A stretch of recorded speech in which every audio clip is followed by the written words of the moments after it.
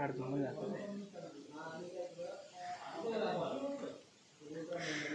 Number रे वसूल।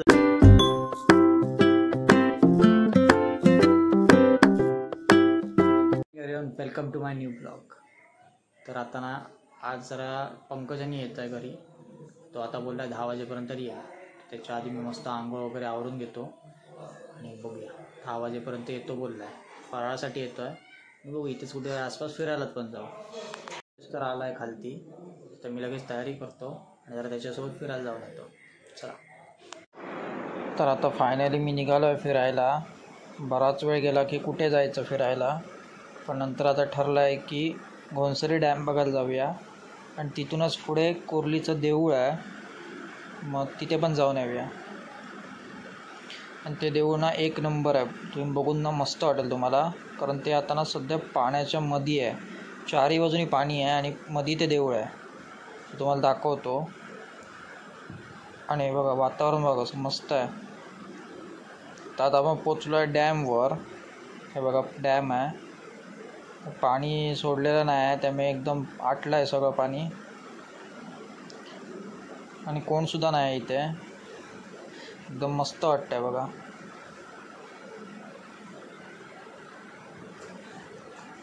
आता आम्ही पुढे पुढे चालत चाललो आहे आणि हे बघा इथे ना मुलं आहेत लहान लहान, ते मासे पकडत आहेत आणि समोर बघा पाणी आहे पूर्ण। आता पॅन्ट वर करून घेतो, आता उगा भिजायला होईल। पाणी थोडंच आहे पण उगाच तो पॅन्ट भिजणार नाही तर। आता ना पाणी सोडलं नाही त्यांनी, डॅम बंद केला आहे। हे बघा एक्स्ट्राचं पाणी आहे ना ते सगळं येत आहे वरून आणि मस्त मुलं बघा मासे पकडतात। मी फर्स्ट टाईमच आलो असं खालती उतरून। पंकज उभारणाला जाऊन बघूया खालती, आणि मुलं दिसलीत ना मग त्यांना विचारलं तर ते म्हणाले ठीक आहे या चालतं म्हणून, नाहीतर काय आम्ही आलो नसतो खालती। काय मस्त वाटतं आहे बघा, जेव्हा इथे पाणी सोडतील तेव्हा काय व्ह्यू असेल, एक नंबर वाटत असणार। आणि हे बघा समोर वरून पाणी बघा कसं पडतंय त्या पाईपमधनं, केवढा मोठा पाईप आहे बघा। आणि आता तर हे थोडं पाणी आहे, जेव्हा मोठ्याने सोडत असतील ना जोरात तेव्हा काय वाटत असेल इथे, काय मस्त वाटतंय बघा, कसं धबधब्यासारखा फील आला।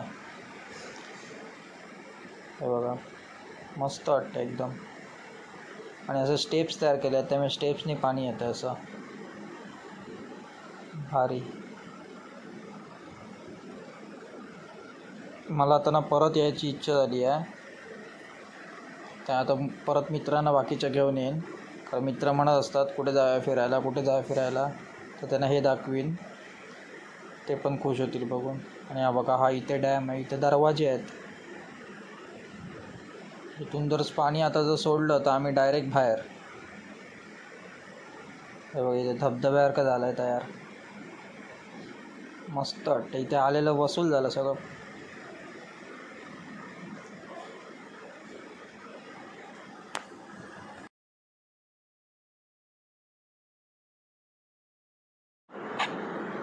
तर आता हे बघा पूर्ण मोकळं झालं आहे, मस्त वाटतं आहे।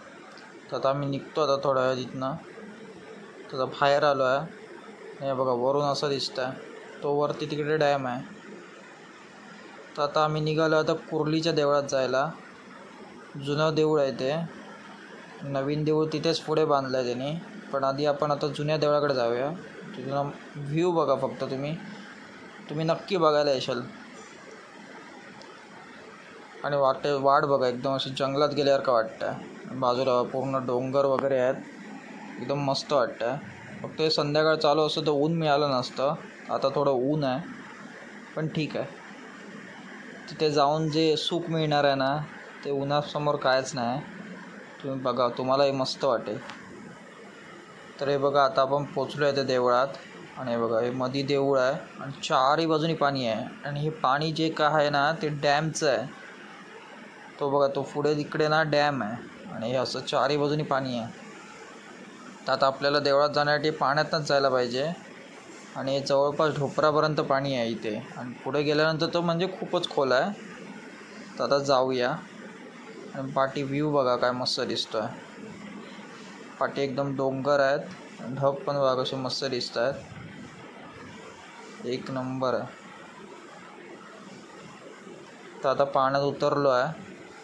पॅन्ट वगैरे आधीच वर करून घेतली, नाही तर पूर्ण भिजणार.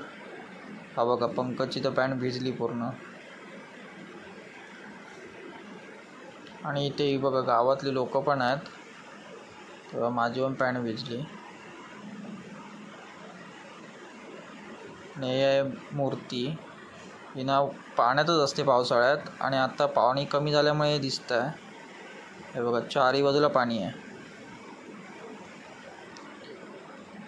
काय मस्त वाटतंय बघा एकदम. आणि मस्त थंड वारा सुटला इथे. एक नंबर वाटतंय. आणि इथे ना लोकांची आधी घरं होती, इथे आमची पण घरं होती आधी. तर आता हे पाण्यामुळे सगळीकडनं शिफ्ट झालेत.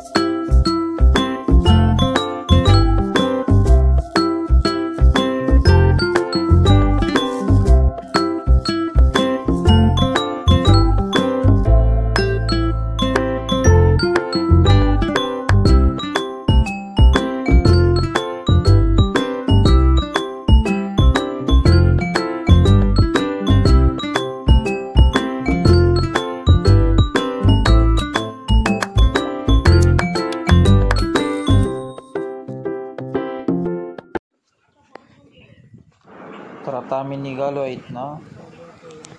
काय मस्त वाटलं एकदम भारी. परत आहे ना नक्की इथे. आणि बघ इथे अशी ना जंगलातनं आल्यासारखं वाटतं. रस्ताच नाही आहे, अशी पायवाट आहे.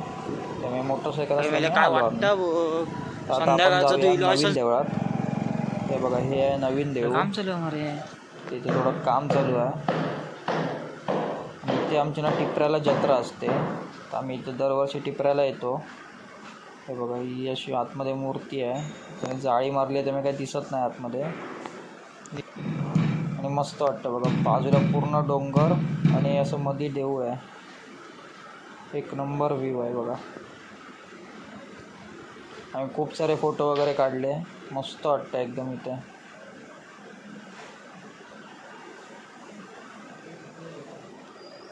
होप सो तुम्हाला पण आवडलं असेल. आणि आता बघा याव ना देवळाचा फोटो काढायला विसरला तर परत धावत गेला. आता आम्ही निघालो आहे घरी जायला. खूप ऊन लागतं आहे. समोर बघा डोंगरात गेल्याचं वाटतं. मस्त आहे एरिया इकडे. आणि संध्याकाळचं यायला पाहिजे म्हणजे आणि बरं वाटेल. कारण आता ना खूप ऊन लागतं ना, गरम पण भरपूर झालं. आता लगेच पटपट घरी जातो.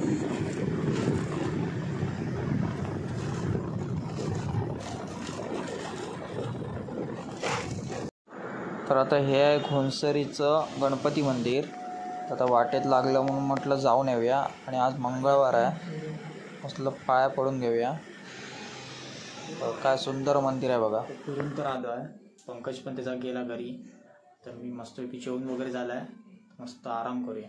चला तुम्हाला आज ना बघा कसं वाटलं मला नक्की कळवा. मला तरी एक नंबर वाटलं. कारण आज मी बरेच वर्षांनी त्या देवळात गेलेलो. पूर्ण चारी बाजूनी पाणी आहे. काय वाटतं बघायला ना, एक नंबर. असं वाटतं स्वर्गात असल्यासारखं. तर तुम्हाला आजचा ब्लॉग कसा वाटला नक्की कळवा.